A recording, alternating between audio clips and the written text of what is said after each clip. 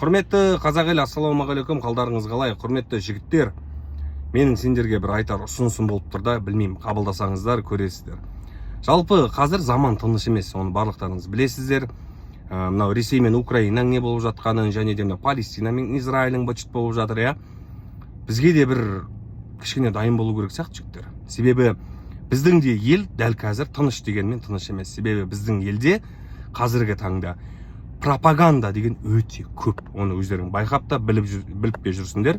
Мысалға, шетелдің ақшасы үшін өзінің тілін сатып, өзінің дінін сатып, өзінің ұлтын, өзінің елін, жерін сатып жүрген бізде неше түрлі провокаторлар бар. Оны өздеріңіз көріп жүрсіздер ғой. Яғни олардың ойының барлығы біздің қазақты ішінен ірту.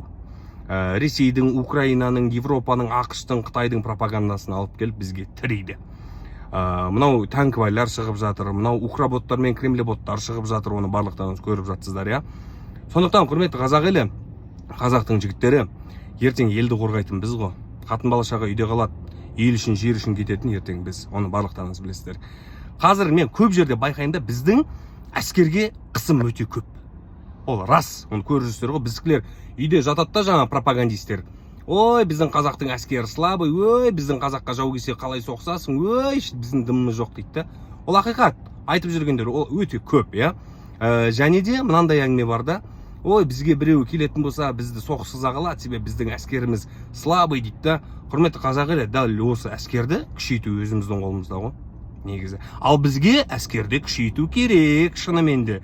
Себебі бір күн болмаса, бір күн Құдай сақтасын, елімізге жау келетін болса, біздің ата-бабамыз мына жерді, мына елді тек әскерилерге қалдырып кеткен жоқ қой.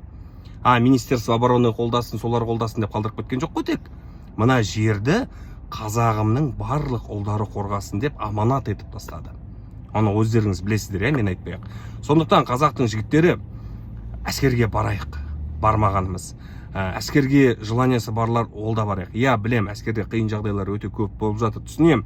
Бірақ ертең күні Құдай сақтасын, елімізге жау келетін болса, ол әскердегі болып жатқандар ойыншық болып қалады. Ол кезде мына жер үшін сен жаныңды беруге дайындау керексің да. Ой, жаныңды беруге дайын болу керексің.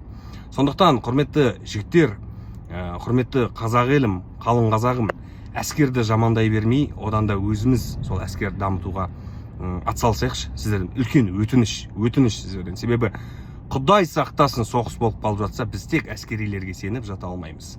Оны өздеріңіз біліп отырсыздар. Сондықтан әскерімізді күшейтейік, ағайын. Өтініш.